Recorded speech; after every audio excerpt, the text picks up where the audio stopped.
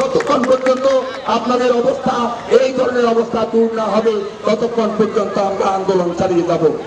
এখানে একটা কিছু উৎপল বিশ্বাস এখানে বসে আছেন। উৎপল বিশ্বাস ইতিমধ্যেই তার আরো অন্য সহযোগী আইনজীবীদেরকে নিয়ে হাইকোর্টে রিট করেছেন। একটা রিট চলমান রয়েছে, 1 মাসের একটা রিট চলমান রয়েছে। এই রিট হাইকোর্টে অ্যাকসেপ্ট করে সেটা চলমান রয়েছে। এই রিট তার 1 মাসের ধারাবাহিকতা যতক্ষণ পর্যন্ত না আমাদের এই দাবি আদায় না হবে, পরিবারবাসীদেরকে তাদের সুন্দর মতো পুনর্বাসন না করবে, তাদের নিজস্ব ভূমিতে অবস্থান না দেবে, এই ধরনের বিশেষ করে এই আইনটি বিশেষ করে রিটের অবস্থান তাও চলমান থাকবে বলে আমার দৃঢ় বিশ্বাস করি। সেই হাইকোর্টের যে অবস্থান আমার সাথে উৎপলবাবুর সাথে কথা হয়েছে, অন্যান্য আইনজীবীদের সাথেও কথা হয়েছে, তারা এই ব্যাপারে আপনাদেরকে এগিয়ে নেওয়ার জন্য সামনের দিকে এই রিটের মাধ্যমে আমাদের অধিকার আদায়ের জন্য সেই জায়গাটুকু আমাদের চলমান থাকবে। আমি পরিশেষে এখানে আমার অন্যান্য নেতৃবৃন্দ আছেন, তারা বক্তব্য দেবেন। আমরা হটকারিতায় বিশ্বাস করি না, আমরা কোনো হটকারী সংগঠন নয়। এখানকার হরিজনবাসী ইতিমধ্যে যারা বক্তব্য দিয়েছেন কেউ হটকারী বক্তব্য দেননি, তারা তাদের দাবির কথা বলেছেন। এখানে অনেকেই বক্তব্য দিয়েছেন, তারা বলেছেন তাদের নির্যাতনের কথা, তাদের উপর যে জন্য অত্যাচার চলছে, নিপীড়ন চলছে, তাদেরকে বর্তমানে যে অবস্থায় তাদের খাওয়া দিবা করতে হচ্ছে সেই কথাগুলি তারা তুলে ধরেছে, সেইগুলির বাস্তবায়ন তারা চান। অতএব আমি মনে করি মাননীয় প্রধানমন্ত্রী অবশ্যই আজকের এই দাবি অচিরেই তা মেনে নেবেন এবং মেনে নিয়ে তার সুস্থ একটা ব্যবস্থা করবেন। আমরা ইতিমধ্যে লক্ষ্য করেছি, আপনারা বলেছেন মাননীয় প্রধানমন্ত্রীর কাছে আপনারা মেমোরেন্ডাম দিবেন, সেটা অবশ্যই আপনারা দিতে পারেন, দেবেন। কিন্তু আপনাদের পাশাপাশি আপনাদের আন্দোলনের ধারাবাহিকতা আজকে আমি যেটা জেনেছি ওয়াশিংটন ডিসিতে আপনাদের এই প্রতিবাদে সেখানেও কিন্তু আমাদের বাংলাদেশ হিন্দু বৌদ্ধ খ্রিস্টান ঐক্য পরিষদের নেতৃবৃন্দ সেখানে কিন্তু আন্দোলন করেছে, সেখানে মানববন্ধন করেছে এবং সারা বাংলাদেশে চট্টগ্রাম সহ সারা বাংলাদেশে কিন্তু এই আন্দোলনের জায়গাতে সকলে কিন্তু মাঠে রয়েছে। আপনারা যারা রয়েছেন আমি আশা করি আপনারা সঠিক সিদ্ধান্ত নেবেন, আপনাদের নেতৃত্বকে একটি অবস্থানে ধরে রেখে সামনের দিকে চলমান অবস্থা রাখবেন, তার মাধ্যমে আপনাদের অর্জন। কিন্তু আমরা আন্দোলনের সাথে যেন আমরা বিশ্বাসঘাতকতা না করি, আন্দোলনে যেন আমরা পুরো রক্ষা করি, যেইভাবে হোক মাননীয় মেয়রকে বাধ্য করাতে হবে যে আমার জায়গায় আমার বসবাস নিশ্চিত করার অবস্থান সে তৈরি করবে। আমি পরিশেষে আপনাদেরকে বলতে চাই আজকের এখানকার এই যে হরিজন সম্প্রদায় আর আমি বা মুসলিম যারা এদেশে রয়েছে কারো ভিতরে মানবিক মূল্যবোধের দিক থেকে কারো ভিতরে কোনো পার্থক্য থাকার কথা নয়। আজকের এই যুগে দাঁড়িয়ে যদি হরিজনকে আমরা বলি যে তারা অন্য সম্প্রদায় থেকে বা হিন্দু বা অন্য কারো থেকে ভিন্ন অবস্থান আছে, সেটা মেনে নেওয়া যায় না। আজকে হরিজন সম্প্রদায় যে অবস্থান রয়েছে আমরা একই সমকাতায় দাঁড়িয়ে সম অবস্থানে দাঁড়িয়ে আমাদের আন্দোলনকে আমরা চালিয়ে নেব। আমি পরিশেষে বিশেষ করে এই যে এলাকাবাসী ছাত্র ছাত্রীরা যে আন্দোলন করে আজকে আমাদেরকে এখানে এগিয়ে দেওয়ার সুযোগ করে দিয়েছে, সেই ছাত্র ছাত্রীদেরকে আমি লাল সালাম জানাই, তাদের প্রতি শ্রদ্ধা জ্ঞাপন করি।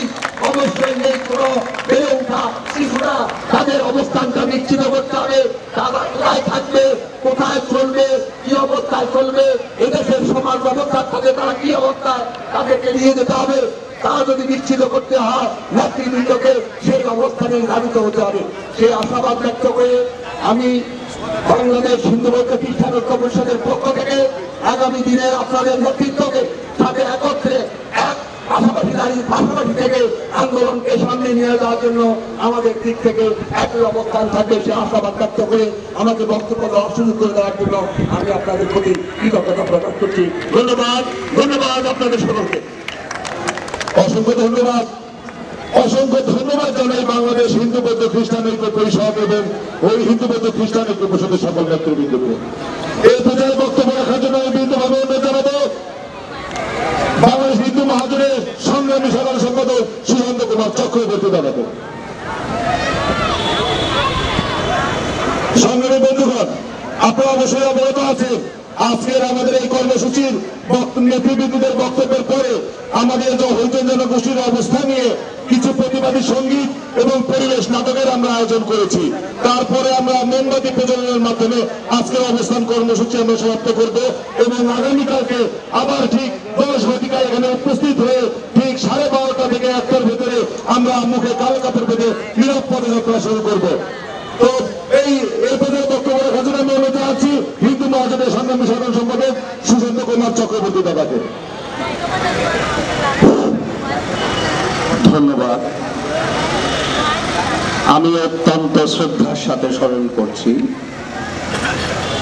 আমার মায়ের ভাষায় কথা বলতে গিয়ে যারা 52তে প্রাণ দিয়েছেন সে শহীদদের বেদিতে দাঁড়িয়ে আছি।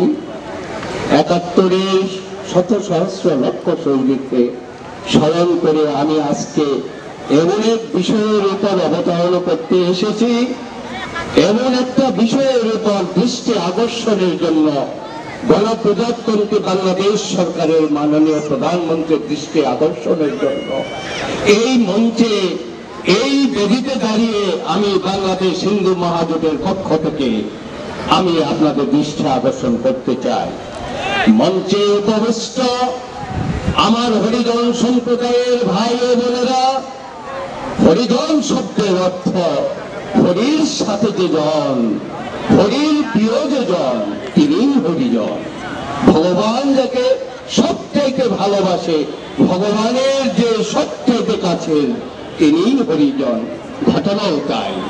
হরিজনরা অন্য অন্য সম্প্রদায়ের চাইতে অনেক বেশি তারা সহজ সরল, তারা কোনো কপটতা বোঝে না, তারা কোনো দুষ্কর্মী বোঝে না, ছল চাতুরি বোঝে না, জাল বলির বোঝে না, তারা জানে শুধু সেবা দিতে।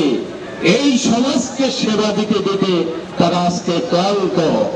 আর আমাদের এই উচ্চশিক্ষিত শ্রেণী, এই প্রশাসন যন্ত্র তাদেরকে বিভিন্নভাবে অবহেলিত করে এমন একটি জায়গার মধ্যে আবদ্ধ করে ফেলেছে যেটাকে হরিজন পল্লী নামে আমরা উল্লেখ করি।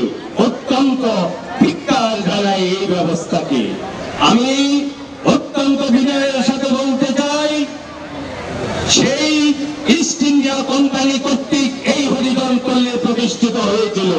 সে ব্রিটিশ শাসন কর্তৃক যারা তখন এই হরিজনদেরকে এইখানে প্রতিস্থাপন করেছিল এবং কাজের ব্যবস্থা করেছিল, তখন যদি আমাদের এই হরিজন ভাই বোনেরা বা তাদের উত্তরাধিকারী বা পূর্বসূরীরা যদি তাদের ওই জায়গার পাত্রা বা ওই জায়গার বরাদ্দ দিতেন, আজকে এই দুঃখজনক ঘটনার অবতারণা হতো না। এই মিলন জিল্লা শুধু একটি ঘটনা নয়, বাংলাদেশে শত শত মিলন জিল্লা রয়েছে যেখানে হরিজনদের কোন অধিকার, তাদের ন্যায্য অধিকার বা ভূমির অধিকার দেওয়া হয় না। তারা কাজ করে, অমানবিক পরিশ্রম করে, সমাজের সব থেকে কঠিনতম কাজটা তারা করে, কিন্তু তাদের অধিকারের ব্যাপারে আমরা বিন্দু মাত্র সহানুভূতিশীল নই। আজকে এই অবসান আমরা চাই, কারণ তারা যেভাবে, যে স্বল্প ব্যাপারে যেভাবে তারা পরিশ্রম করে এই সমাজের যে অপরিষ্কার, সমাজের যে অপরিষ্কার নোংরা আবর্জনা পরিষ্কার করে, কিন্তু আমাদের উচ্চ শ্রেণী সমাজের তথাকথিত শিক্ষিত সমাজ তাদের মনের যে ময়লা, তাদের মনের যে অহংকার, সেইটা কিন্তু আমরা দূর করতে পারতেছি না। সুতরাং আমি দাবি করব, এই মিলন জেলার যে হরিজন পল্লীর যে ভাই ও বোনেরা আছেন, তাদের ভূমির ন্যায্য অধিকার সহ সরকারের পৃষ্ঠপোষকতায় তাদেরকে সেই কলোনিতে প্রতিস্থাপন করতে হবে। তাদেরকে উচ্ছেদ করা কোনো কামেই যাবে না। আমি গণপ্রজাতন্ত্রী বাংলাদেশ সরকারের মাননীয় প্রধানমন্ত্রী সদয় দৃষ্টি আকর্ষণ করতে চাই। মাননীয় প্রধানমন্ত্রী, আপনার হস্তক্ষেপ ছাড়া সিটি কর্পোরেশন এই সমস্যার সমাধান করবে না, বরঞ্চ তারা কিভাবে এই হরিজনদেরকে উচ্ছেদ করা যায় তারা নির্লক্ষ্য প্রণয়ন করিতেছে। সুতরাং আমরা বাংলাদেশ হিন্দু মহাজোটের পক্ষ থেকে হরিজন সম্প্রদায়ের প্রতি একনিষ্ঠ হবে এবং তাদের এই দাবির প্রতি পূর্ণাঙ্গ সমর্থন জানাচ্ছি। আমরা বাংলাদেশ সাহায্য সহযোগিতা লাগে যতটুকু সম্ভব আমরা তাদের পাশে থেকে প্রয়োজন ভাই বোনদের পাশে থেকে ইতিমধ্যে আমরা দুই দিন ওখানে ভিজিট করেছি, যতটুকু পারেছি তাদের সাথে আমরা কন্ট্রিবিউশন করেছি এবং ভবিষ্যতেও আমরা আপনাদের সাথে থাকব। তবে আজকে সবথেকে বড় কথা, এই মিলন জিল্লা কিন্তু শুধু একটি মাত্র প্রতীক। এই বাংলাদেশের শত শত হরিজন পল্লীর একই অবস্থা, তাদেরও কোনো মাথা গোঁজার ঠাঁই নাই, ছেলে মেয়েদের শিক্ষার কোনো ব্যবস্থা নাই, তাদেরকে বিভিন্নভাবে অবহেলিত করা হয়। আমি অনুরোধ করব তাদেরকে ভূমির অধিকার সহ স্থায়ীভাবে বসবাসের সুযোগ দাঁড়িয়ে গণপ্রজাতন্ত্রী বাংলাদেশ সরকার সুব্যবস্থা করবেন, এই মর্মে আমি আমার বক্তব্য এবং আশাবাদ ব্যক্ত করে এবং এই উপস্থিত সকল নেতৃবৃন্দকে আমার শুভেচ্ছা জানিয়ে প্রণাম জানিয়ে আমার এই সংক্ষিপ্ত বক্তব্য শেষ করছি। ধন্যবাদ সবাইকে।